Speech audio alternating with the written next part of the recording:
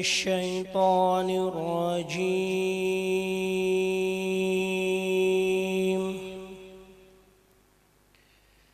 بسم الله الرحمن الرحيم.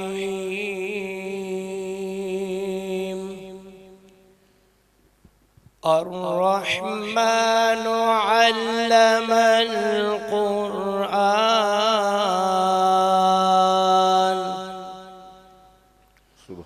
خلق الإنسان علمه البيان. سبحان الله سبحان الله. الشمس والقمر بحسبان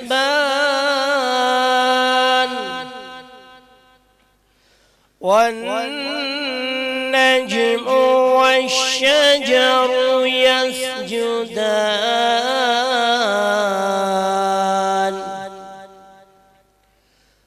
والسماء رفعها ووضع الميزان.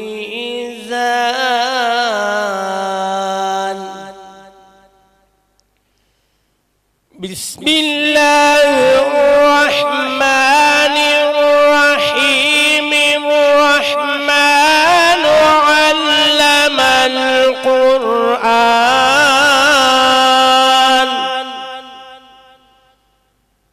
خلق الإنسان علمه البيان. الشمس والقمر بحسبان. سبحان الله سبحان الله ما شاء الله. والنجم والشجر يسجدان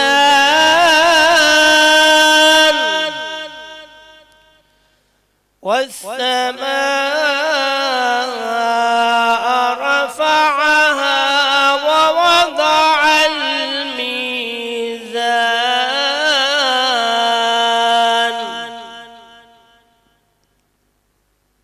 بسم الله الرحمن الرحيم. سبحان الله سبحان الله. الرحمن علم القرآن خلق الإنسان علمه البيان. سبحان الله سبحان الله. الشمس والقمر بحسبان والنجم والشجر يسجدان. سبحان الله ما شاء الله. والسماء رفعها ووضع الميزان ألا تطغوا في الميزان. ألا تطغوا في الميزان وأقيموا الوزن بالقسط ولا تخسروا الميزان. ما شاء الله ما شاء الله. والسماء رفعها ووضع الميزان ألا تطغوا في الميزان وأقيموا الوزن بالقسط ولا تخسروا الميزان.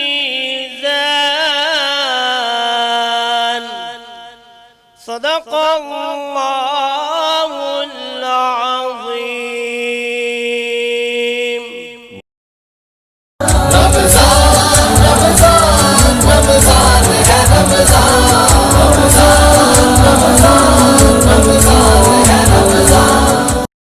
بسم اللہ الرحمن الرحیم. رمضان افطار ٹرانسمیشن کے ساتھ آپ کا میزبان رفیق شیخ فریدی حاضر خدمت ہے. السلام علیکم ورحمۃ اللہ وبرکاتہ. ناظرین کرام، آج 17 رمضان المبارک. میرے نزدیک آج بہت بڑا دن ہے جسے یوم الفرقان کہا گیا. یوم الفرقان اس لیے کہ حق و باطل کے درمیان فرق کرنے والا دن.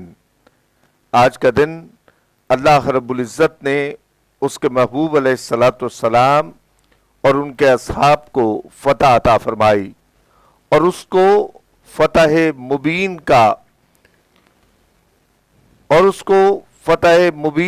قرار دیا گیا.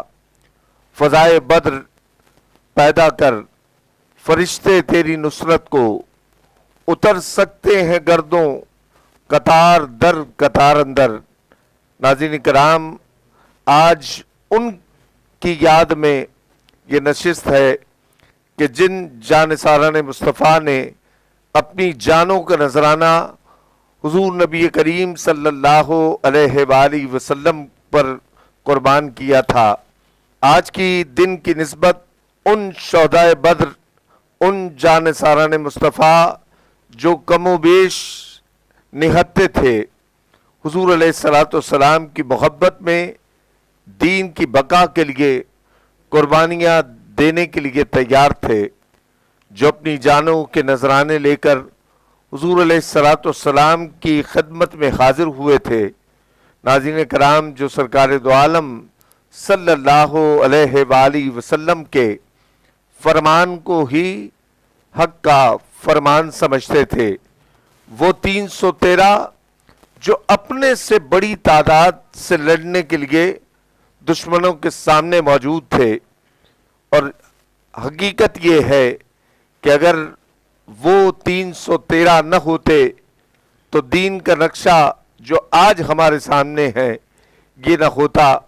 قیامت تک آنے والے ہر کلمہ گو کے محسن جو اسلام قبول کرتا ہے وہ انسانیت کے محسن ہیں، جنہوں نے حق و باطل کی تمیز سکھائی ہے، جن کا ہم پر بہت بڑا احسان ہے.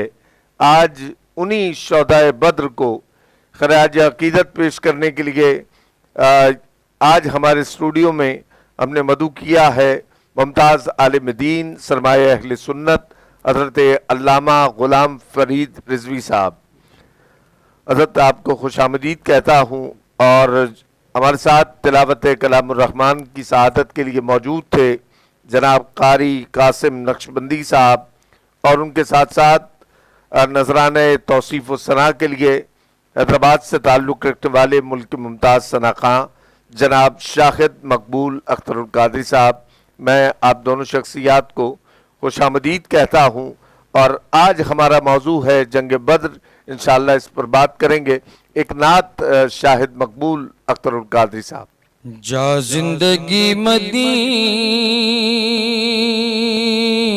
سے کیا بات ہے، سبحان جھونکے ہوا کے لا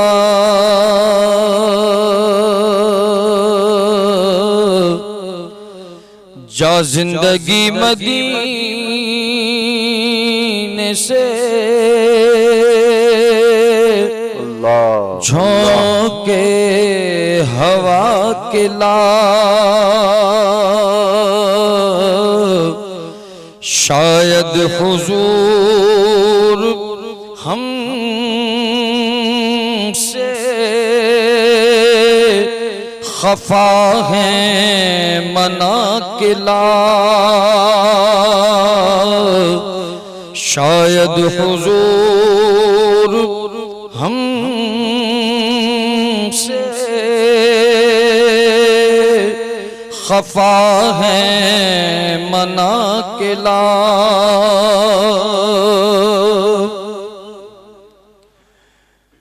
کچھ ہم بھی اپنا چہرے باطل باطن سوار لیں، کچھ ہم بھی اپنا چہرے باطن سوار لیں، ابو بکر سے کچھ آئینے عشق و وفا کے ابو بکر سے کچھ آئینے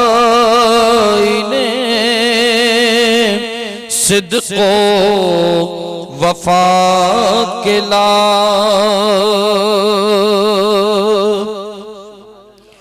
مغرب میں مارا مارا نہ پھر اے گدائے علم،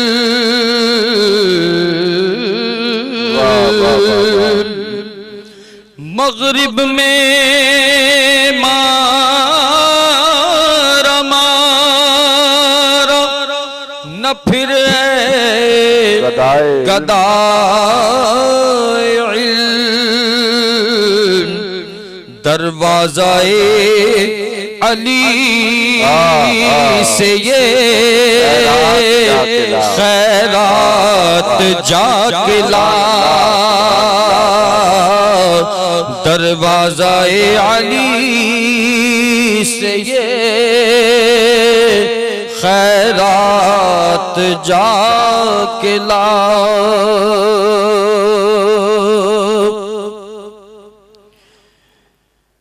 باطل سے دب رہی ہے پھر امت رسول کی، باطل سے دب رہی ہے پھر امت رسول کی، منظر ذرا حسین سے کچھ کربلا کے لا، منظر ذرا حسین سے کچھ کربلا کے لا، اور مقطع پیش ہے، بسم اللہ۔ کس منہ سے پیش ہوگا مظفر حضور حق،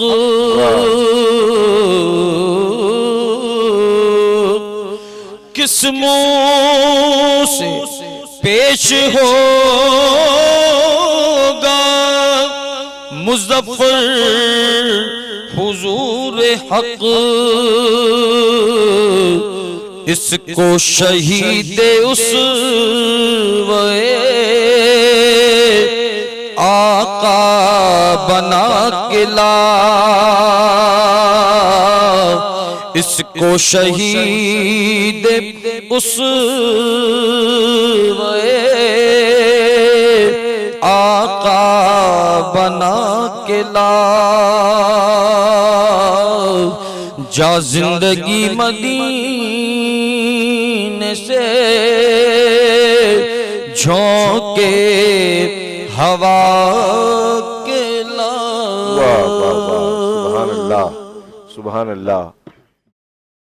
باطل سے دب رہی ہے پھر امت رسول کی، فاروق کے زمانے کے نقشے اٹھا کے لا، اور محروم کر دیا ہمیں جن سے نگاہ نے، عثمان سے وہ زاویے شرم و حیا کے لا۔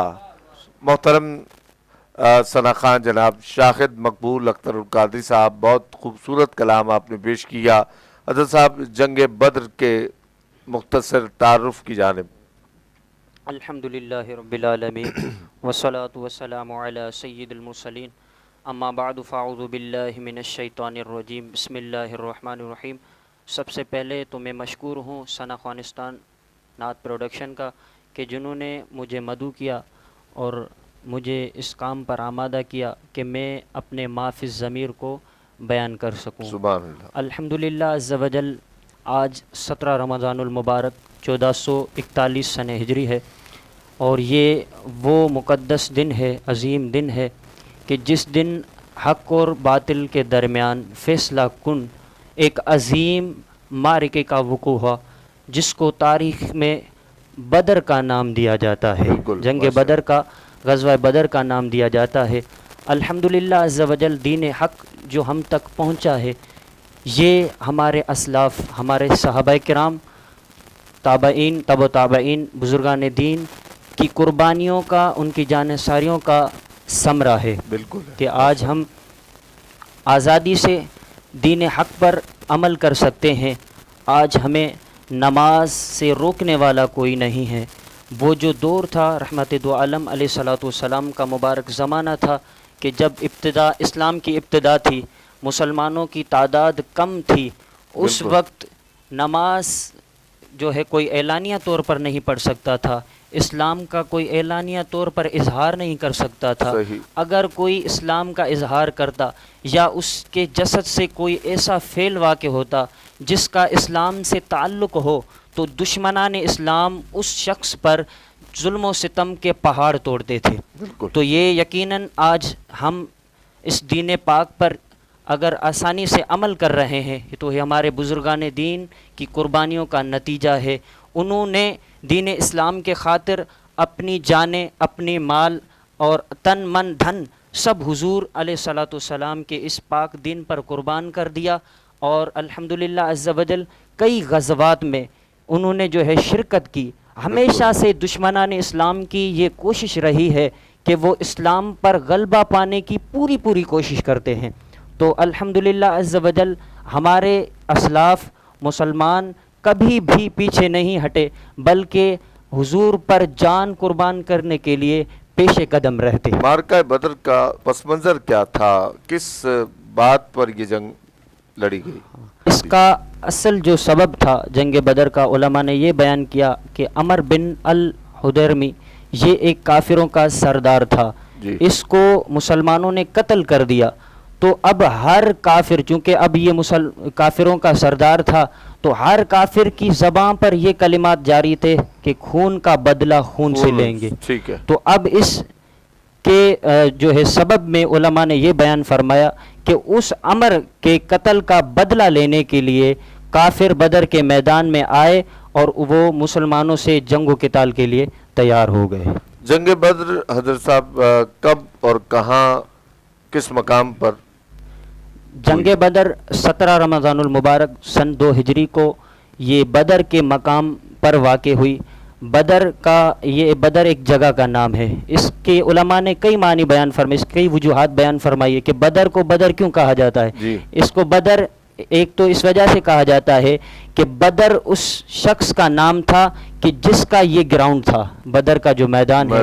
تو اس بدر نامی شخص کی اس زمین کی وجہ سے اس میدان کو بدر کا نام دیا گیا. اور دوسری اس کی وجہ یہ علماء نے بیان فرمائی کہ بدر کنویں کا نام ہے، اور یہ کنواں اس مقام پر تھا اور یہ گول تھا. جب 14ویں کا چاند اپنی روشنی زمین پر برساتا تھا تو اس کنویں کا پانی صاف و شفاف تھا. تو جب 14ویں کا چاند اس کنویں میں اس کا نقش آتا تو وہ جو بھی دیکھنے والا ہوتا تو وہ یہ محسوس کرتا کہ یہ بدر ہے.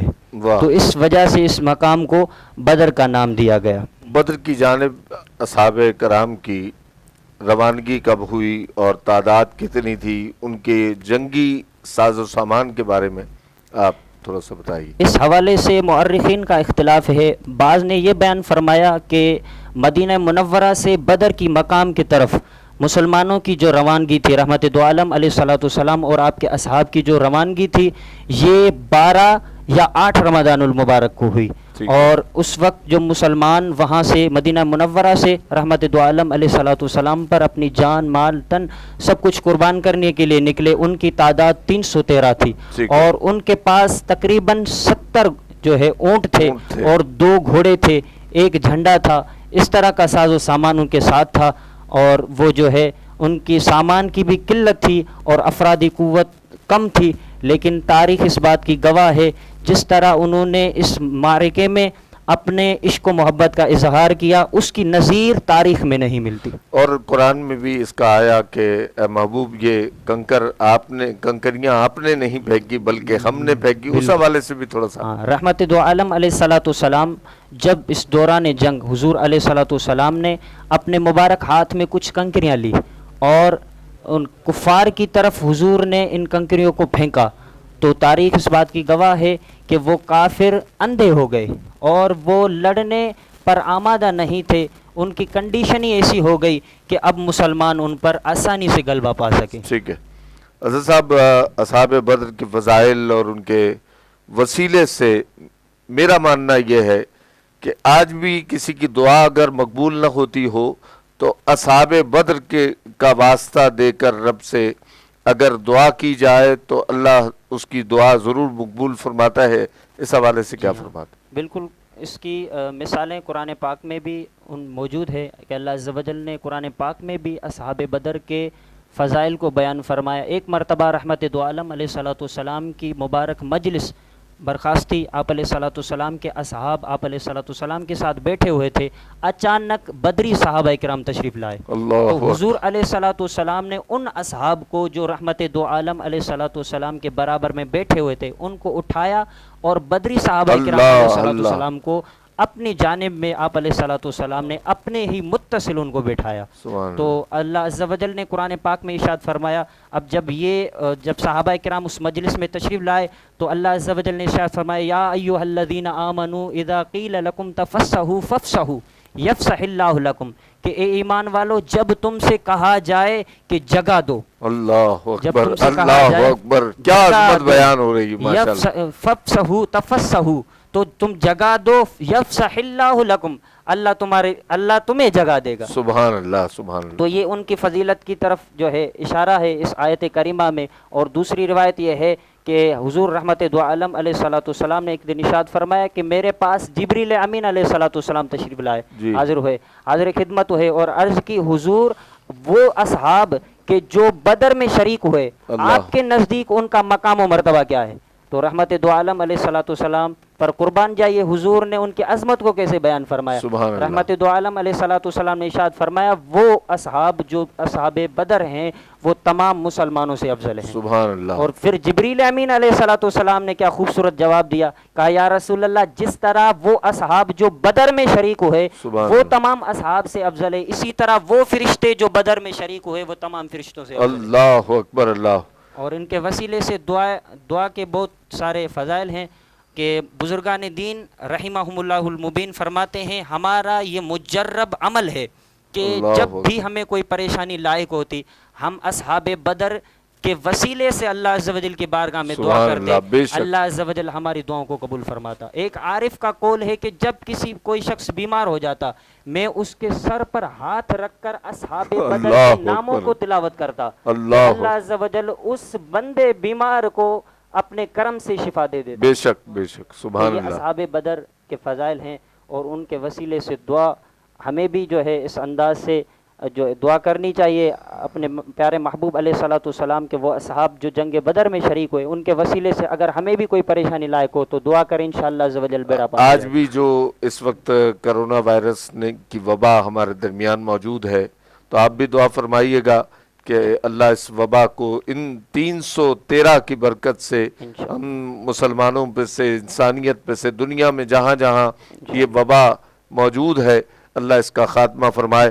حضرت صاحب یہ فرمائیے گا اس وقت مسلمانوں میں کیا جذبہ تھا بدر کے حوالے سے؟ اس موقع پر جو مسلمانوں کا جذبہ تھا اور جو ان کا جانثاری کا حضور علیہ الصلوۃ والسلام پر اپنی جان و مال قربان کرنے کا جذبہ تھا وہ یقیناً اس کی مثال نظیر تاریخ میں نہیں ملتی کہ حضور رحمت دو عالم علیہ الصلوۃ والسلام نے جیسے ہی جنگ بدر کا اعلان فرمایا تو آپ علیہ الصلوۃ والسلام کے اصحاب نے حضور علیہ الصلوۃ والسلام کے آپ علیہ الصلوۃ والسلام کے ارشاد پر لبیک کہتے ہوئے وہ حاضر خدمت ہوئے، اور یہاں تک کہ یہ تاریخ میں ملتا ہے کہ حضور علیہ الصلوۃ والسلام کی بارگاہ میں بچے بھی آ گئے، بالکل کہ بالکل انہوں نے کہا یا رسول اللہ ہم آپ پر اپنی جانیں اپنے مال قربان کرنے کے لیے تیار ہیں۔ بالکل ہے۔ تو حضور علیہ الصلوۃ والسلام نے جنگ بدر پر جانے سے قبل جو ہے بچوں کو واپس کر دیا، وہ چھوٹے بچے جو جنگ میں لڑنے کے قابل نہیں تھے، رحمت دو عالم علیہ الصلوۃ والسلام نے ان کو لیکن لوٹا دو دیا۔ بچے پھر بھی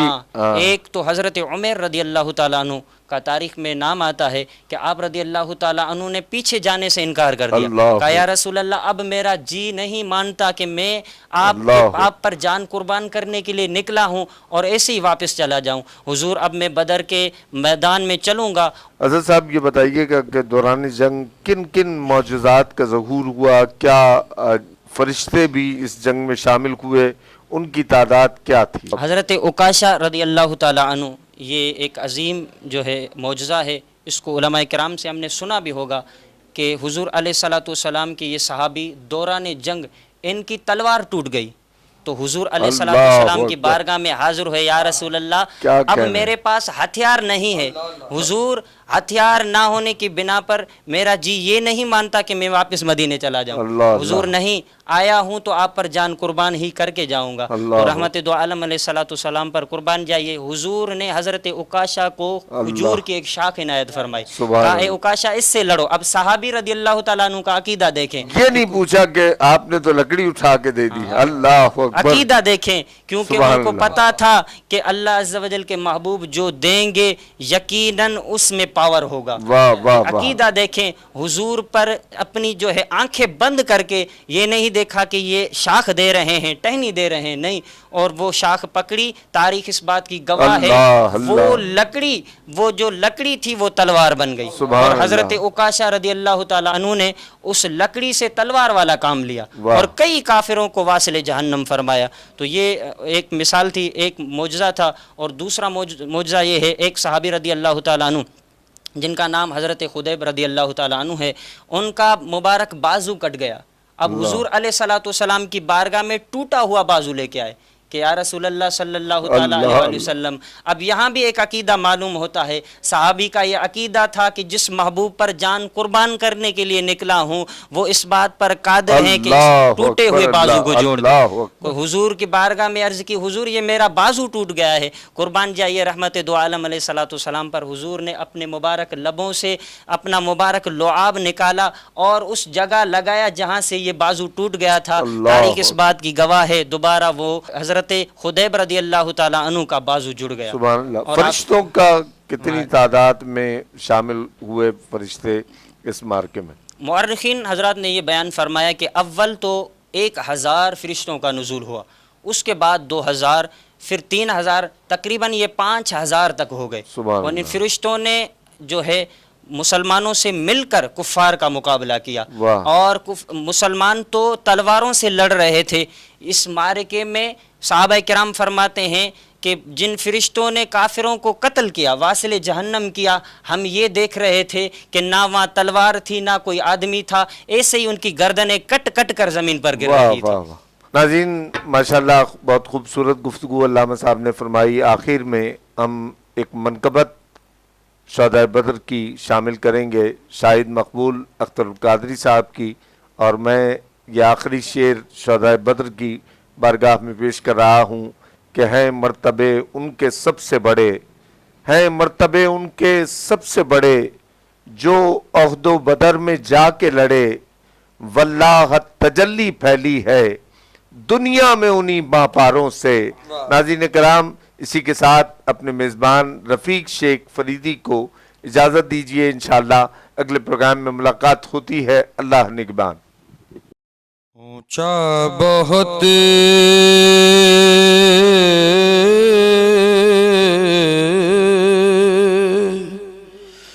اونچا بہت ہے مرتبہ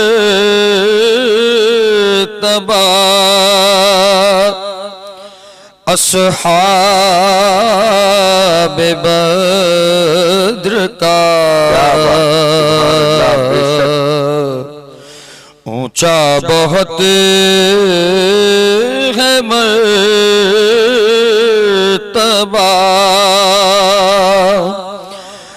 اونچا بہت ہے مرتبہ،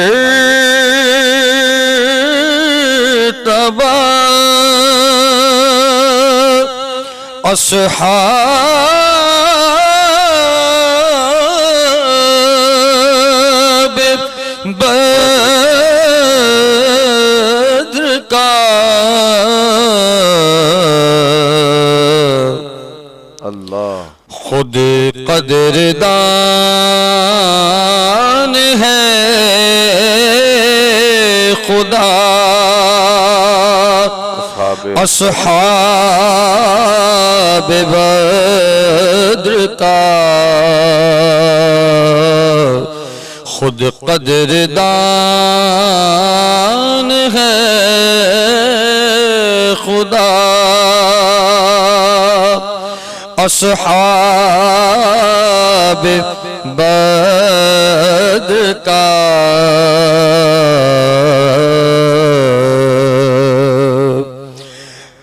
آتی ہیں ان کے حصے میں کیا کیا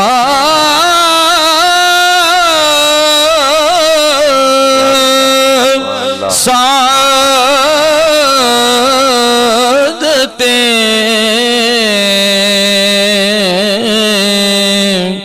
آئی ہیں ان کے حصے میں کیا کیا سعادتیں کیف آشنا ہے سلسلہ اصحاب بدر کا کیف آشنا ہے سلسلہ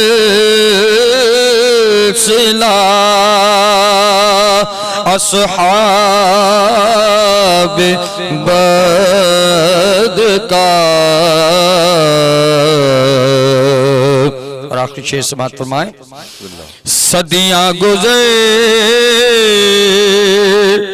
گئی